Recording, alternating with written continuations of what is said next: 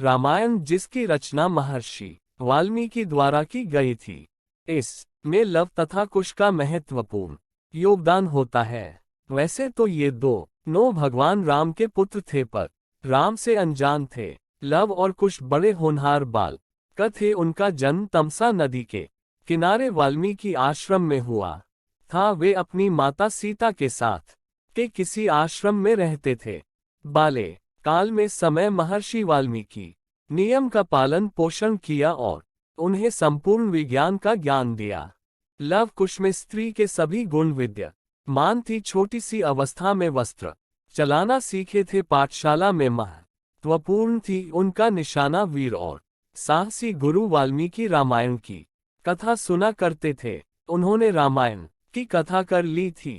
रामायण की कथा का कार्यक्रम था। एक दिन सीता ने आश्रम के बाहर कुछ और सुना तो उस तरफ दौड़ी।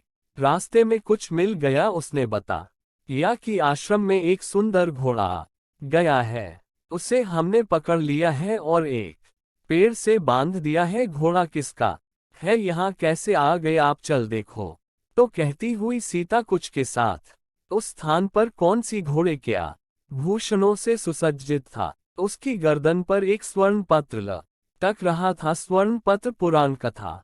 यह राजा रामचंद्र के अश्वमेध यज्ञ का शो है। यदि कृषिता घबरा गई, सीता ने कहा तुम उसे शीघ्र छोड़ दो। लव ने कहा हम इसे नहीं छोड़ेंगे, यह बहुत सुंदर है, तुम नहीं जानते इसके पीछे से ना हुई। सीता ने कहा क्यों नहीं छोड़ेंगे, हम ऐसे पकड़ा है, हमारा है कुछ।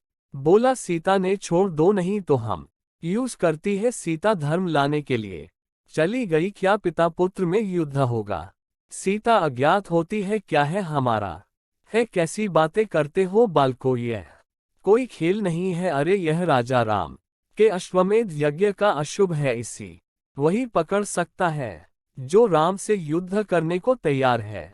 तुरंत ही कुछ नहीं उत्तर दिशा में है।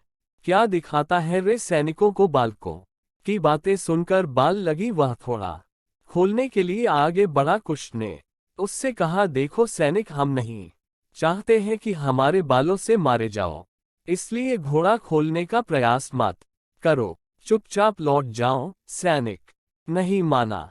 लव कुश ने युद्ध के लिए ललकारा। सैनिक ने लव कुश पर एक बाण छोड़ा। लव ने बाण के दो टुकड़े कर दिए। दोनों ओर बाण चलने लगे। अंत में लव कुश ने सैनिक को हरा दिया। उन्होंने सैनिक के दोनों हाथ पीछे बांध दिए और उनसे कहा जाकर अपने सेना पति से कहो कि सेना लेकर लौट आए और किसी दूसरे घोड़े का प्रबंध कर ले। सैनिक चला गया। लव कुश सेना को रोकने के लिए चल दिए। सामने से एक विशाल सेना आती हुई दिखाई दी। आगे आगे रथ पर सेना नायक सवार था। राम ने लक्ष्मण के पुत्र चंद्रकेतु को अश्व की रक्षा का भार सौंपा था। वह इस सेना का नायक था। लव कुश को देखकर चंद्रकेतु रथ से उतरकर उनके पास आया और बोला तुम राम के अश्वमेध यज्ञ के अश्व को शीघ्र छोड़ दो अथवा मेरे साथ युद्ध करो। वीर, हम वाल्मीकि के शिष्य हैं, हम काय नहीं हैं। हम यूं ही अश्व नहीं छोड़ेंगे, हमसे युद्ध करो और छुड़वा लो। लव ने बाण छोड़ा। सारी सेना मूर्तिवत हो गई। इधर सीता वाल्मीकि महर्षि के पास पहुंच कर घटना के बारे में बता रही थी कि एक तपस्वी आया और हांफते हुए बोला महर्षि शीघ्रता कीजिए, लव कुश के बाणों से लक्ष्मण मूर्छित हो गए हैं। सीता यह सुनते ही व्याकुल हो उठी। महर्षि वाल्मीकि थोड़ा मुस्कुराए, फिर सीता से बोले दुखी मत हो बेटी, जो कुछ हो रहा है शुभ ही है।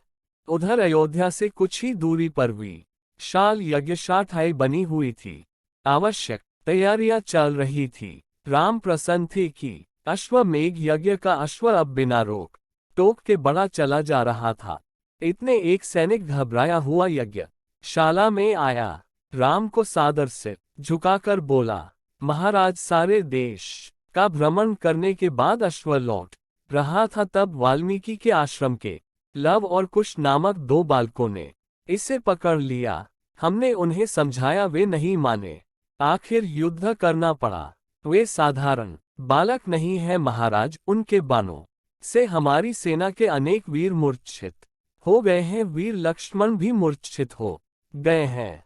यह सुनते ही राम रथ पर सवार हो महर्षि वाल्मीकि के आश्रम पहुँचे।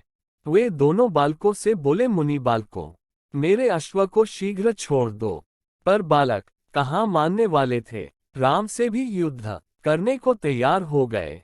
इतने में सीता महर्षि वाल्मीकि को लेकर वहां पहुंची। राम को सामने देखकर वाल्मीकि ने कहा, लव कुश, तुम मुझसे अपने पिता के बारे में जानना चाहते थे, यही तुम्हारे पिता हैं, अयोध्या के राजा राम। यह सुनकर राम ने लव कुश को बाहों में भर लिया।